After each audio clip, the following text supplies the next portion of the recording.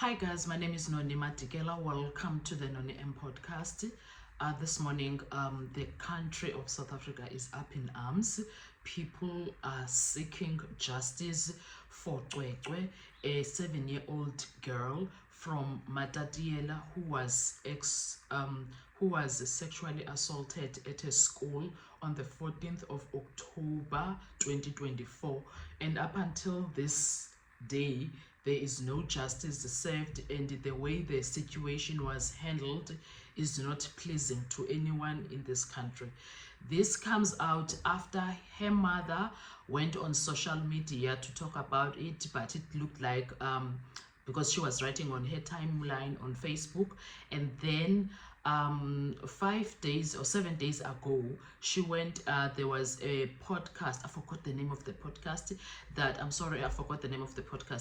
that posted her story online for her child, and I'm gonna go through what she said word for word in that podcast, because wow, what a sad story, guys. What a sad story. I just want to read exactly what she said. I wrote it down. Hashtag justice for Cwecwe, a mother's unrelenting request, right? The morning routine is familiar to almost everyone. Packing lunches, grabbing backpacks, and sending our kids off to school, right, with a kiss on the hope or a promise of a safe return. But what happened when it comes to Cwecwe was a different story, a different hope that was shattered by the perpetrator that did this horrible, gruesome act to the child. For that family, the day took a horrible turn with a frantic call, a rush to the hospital, and the devastating news that their child had been molested. In the heart-wrenching and disturbing case, a mother is seeking justice for her now almost 8 years. No, she's gonna be 8 in September, I think. Daughter who was allegedly molested at Bergview College. This school is in Matatiele in KZN. Thandekile Mchizana, who's currently now 30 years old, from Matatiele. Matatiele used to be in Eastern Cape, but now it falls under KZN. And the mother of the victim shared those in the events that led to the discovery of the news that left her and her daughter and the entire family distraught and traumatized. It was October 14, 2024. This October month, guys. On a Monday, and she works in town. She's always the first to leave the house and the last to come back at home, and that day it was the same thing. When she came back from work, her husband complained about the school transport driver that dropped Cwecwe late from school, and she didn't really take it that seriously. She let him handle the things on his own and talk to the driver, because both of them are men, right? So this is what it says. I'm gonna read word for word. Now, second day, Tuesday, 15 October, Cwecwe went to school and she didn't say anything to them. She had another child, a 1-year-old boy. He was not feeling well, so she left her husband at home and went to work, as he was the one taking him to see a GP together with the helper, and she asked to leave early from work as she wanted to go check up on them as well. And luckily they were already done with the GP and collecting medication at the pharmacy, so they all went home together. She got home around 11:45, and normally when she knocks off early from work, she goes and fetches Cwecwe herself from school, right? So she decided that day, she decided that, you know what, it was still early, so she didn't go. Besides, school comes around 2, she says that. And then they were also busy preparing for their 1-year-old son's birthday, which was gonna be on the weekend. But they decided to start early because they have livestock They're at home. She advised her husband to rather slaughter a pig and call the neighbors to feast while they were all waiting on Cwecwe to come back home. When she eventually went home on time that day, they noticed the trouser zip is not properly closed. In fact, the mother noticed that. And then she asked, why are you not dressed properly? She didn't answer uCwecwe, and she didn't think of anything about it. So they ate, and around 6, Cwecwe complained about having a stomach ache, and she went to the bathroom, came back, and within 10 minutes of being back, she went again, then came out complaining that her buttocks are painful. And even then, the thought she thought that the child was just constipated or had a bad diarrhea, and it didn't pay that much attention to it. So she gave her medication and she wore pajamas, then she went to sleep. That's Cwecwe now. And she told Cwecwe to wake her up should the stomach bug persist. And Cwecwe agreed. In the morning, now this was Wednesday, while she was busy in the kitchen, her husband told me that Cwecwe is struggling to walk, and she could see she was in excruciating pain. That's when she decided now to check her to see what was going on. There was load shedding also at that time, so she told her to kneel on the bed as she was going to use her phone, her phone touch, to check what was happening with her buttocks. And she did. So as she attended to her, she saw a huge opening on her buttocks, and she was red around the lining, and she informed her husband. He came to check as well and was met with this horrific sight. But sexual assault slipped both their minds, as it did not occur to them that it could have been it. Since the husband was absent at work on Tuesday, she told him to go to work that Wednesday, and she will take Cwecwe herself to the doctor, and he had an important operation at work. They both work for SAPS, South African Police Services. And then she called her boss to report that she's taking her daughter to the doctor. At 8:30, they went to the doctor, and while in queue to see the doctor, Cwecwe was still in pain. The doctor checked and confirmed that a huge opening is of sexual assault.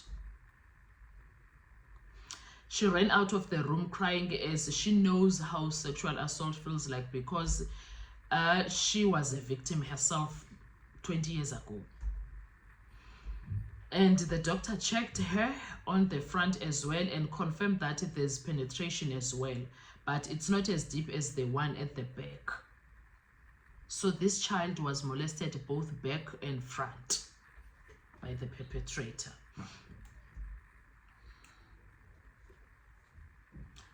And then she informed her husband of this. They both were shocked and kept on asking in disbelief how and when and where were they when this was happening, what happened and how it happened. And they were so stressed, and the husband was so stressed, she was so stressed.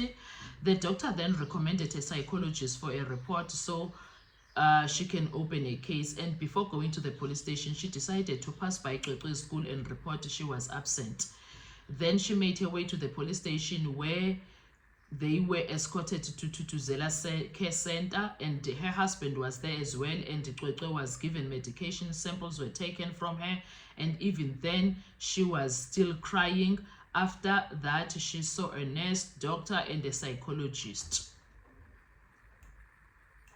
By the time they got home from the doctor, Cwecwe was asleep, as she was given an injection, and they woke her up as they wanted to give her the PrEP medication they got from the doctor. They decided to take her to a private hospital in Port Shepstone. The reason they did this is because when they were giving her the medication now, late that evening, uCwecwe said she wishes she can enter to that jug of water so that her body can feel better because she's in pain. Then they took that 3-hour drive to Port Shepstone. And she says it was a very difficult drive because a lot was happening in their minds. They didn't know what could have happened and how, when, and all of that. And upon arrival, they seriously said, you know what, we know you're a private hospital, you don't deal with these issues, especially when they are already known, but all we want from you is to help her with healing from the pain. So they admitted her. While they were doing that, they had to sleep over there at the hospital. Now the mother slept in the ward with the child, and the father slept in the car. So in the morning, when they woke up, the father came in. She phoned the husband to come inside the ward, and then she went to freshen up in the bathroom. While she was busy freshening up, this daughter, guys, while she was busy freshening up, she had a conversation between father and daughter, because the father, while she was in the bathroom, as she was coming out, she decided, you know what, let me not come out. She overheard her husband asking Cwecwe what happened on Monday as she came back from school very late. And then Cwecwe's answer to her father, Malume, the transport driver, came to fetch us late that day, and while we were waiting for him, Malume, now school caretaker, told me to sweep the classroom. Meanwhile, when I was sweeping, Dad, I randomly got tired, and I don't know from what and how, and I dozed off. Then I woke up when Malume, school caretaker again, told me that the other Malume transport driver has arrived. Now tell me, why would a child be told to go and sweep a classroom alone?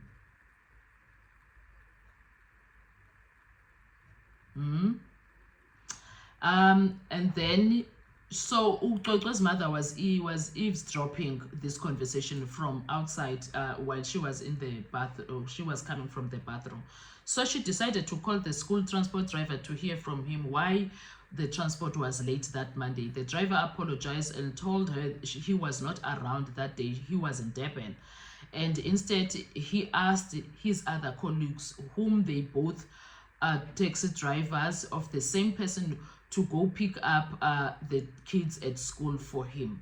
But he was late, and he was called by the school late than the normal time to tell him the kids still haven't been fetched by his colleague. And guess who was calling? The caretaker at 2:45. Normally, Cwecwe's mama says that they get those calls around 2:15. The school is out at 2. By 2:15, if the child is not fetched, that's when they get the call that, listen, the children are still here. Can you please come pick up your child, or what's going on? That day, it was 2:45. So what was happening from 2:15 up until 2:45? What was happening in that period of time? And then, and what confused me is that the school has, what confused her is that the school has their numbers, both the husband and her as a mother, and they never got or received any calls from the school as parents, but instead they called the transport driver. The teachers from the school did checkups on them as a family, as they knew what was happening, but to her disappointment, the principal along with the SGB members never bothered calling or checking up on them. And the story with the school's principal isn't a favorable one. She didn't like the way he treated the whole situation, demanded a doctor's note stipulating Cwecwe's admission to hospital, even though they reported, and according to her knowledge, you get a doctor's note after you've been discharged, not while you are still admitted. And because Cwecwe had now opened up and there's a lead, okay, before that, a principal called Cwecwe's mother. Cwecwe's mother eventually went to the school, and the principal, instead of dealing with the issue professionally and in a manner that is assisting with the situation, he wanted her to zip up and not say anything about it. Number one. Number two, he threatened her. Number three, he only cared about the reputation of the school, not the incident that happened or the safety of the children.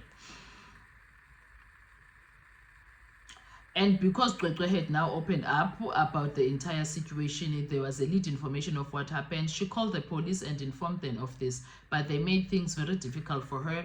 To an extent, she had to call the district commissioner from Alfredo and told her that there's a new statement from the child, and she gave she got a cold shoulder from the way that the district commissioner responded with an okay. When she had a meeting with the principal, he said he thought that they were going to be professional about this, which she did not take kindly to it, and she did not like, because how the hell is she supposed to be professional when her child got assaulted and no one is doing any due diligence? The caretaker and the transport driver cooperated with the police, and the only person who doesn't want to is only the principal, as he even called his lawyer and said he's not doing any test. So that's currently where they are with at the moment, and she needs answers because her child didn't assault herself, someone did, and they need to take accountability and justice be served for Kwekwe. So despite the whole situation, the severity of the incident, the perpetrator remains unknown, and the school's response has been inadequate, according to Kwekwe's mother. That's what happened to the situation. And Mama Kwekwe has been speaking. She spoke to Drum about this, and she spoke to the Drum magazine, and then she spoke also to I forgot the name of what is this. So while the mother was busy talking on the internet on the podcast, after the podcast was posted and it went viral online, and South Africans went ballistic, they went all angry and pissed with reason, of course. Now in the 10 of those events, now instead of the principal doing what is needed to take the blood samples, he refused. He's refusing. He went to the lawyers, and apparently he's being represented by AfriForum, guys. AfriForum is representing the man. He sends the letter to SEPS. Here is this letter. Matatiele case of 511024, client Yako Peters is the principal. 1, we refer to the above mentioned matter and confirm that we act on behalf of Mr. Yako Peters, the principal of Bergview College. 2, this case involves serious allegations that a Bergview College learner was sexually assaulted on or around 14 October 2024. 3, we understand that the victim's mother works for South African Police Services and has been active on social media. We share our clients and other concerns that the matter has been under investigation for 4 months without any breakthrough. 4, despite not having access to the case docket or any statements obtained during the investigation, we must assume that the victim was unable to identify or describe the suspect. 5, we know that the matter reported the raping to the school. We know that the mother reported the raping to the school, and that she has been in contact with our client since the unfortunate incident. And Sana, it's not looking good for the principal, because why refuse to take your samples? Why are you doing that? So now the country is up in arms. There is justice for Kwekwe everywhere, and there is the school has been deregistered currently because the principal refuses to comply. And everybody is talking about this situation. There is a march for this Sunday that is happening across the country. People want answers. How can a child be sexually assaulted while they were at school? The school needs to take accountability. So that is the situation that is happening right now. And there was also another horrific situation that was when it comes to this. There is someone who posted, who's from Matatiele. She says, hey, I just remembered that from that man from Bergville College. I've been asking myself why his face looks familiar. He was a primary school teacher at my school, Emma Tatiele, but I was already in high school. So I guess when you know those schools that start from primary to high school, yes, you know, yes. And then she says, but I was already in high school. He once took the little kids in grade 4 or 5 on a class tour to Durban for a week, but they all came back crying on the second day and the tour was cancelled. Apparently they had called their parents crying because he was touching them, and it was a bit of a scandal, but I was already in matric, so we didn't really get the full story, Tina. I remember that man. And then she goes on to say, and he was a creep even back then. It was a bit of a joke at school, but no one said anything out loud because it was hush hush that he touched the little boys. All the teachers joked about him behind his back. I remember even his walk. Ew. So this means that this principal could be the one that could be, the way things are circulating right now on social media, someone that does those things to children. Is that what this is trying to insinuate? And also, if Ucwete was sexual assaulted at the back, then this comment about this person saying that there was an incident back in the day in the early 2000s that he was touching little boys, it makes sense in a way, because why would a girl child be at the back? Do you understand? So this perpetrator is a very dangerous person, whoever the person is. You understand? So we have that situation in South Africa now. It's a very serious situation and it's hurtful. Anyway, let's talk comment section. Let's make sure we are spreading it like wildfire and that this man gets to comply one way or the other. Now, I never heard of someone who's a suspect who has rights to say no like that when it comes to complying in terms of making sure we get to the truth. It's new to me. Maybe I don't know much. Thank you so much, guys. I will see you on our next video. Bye bye.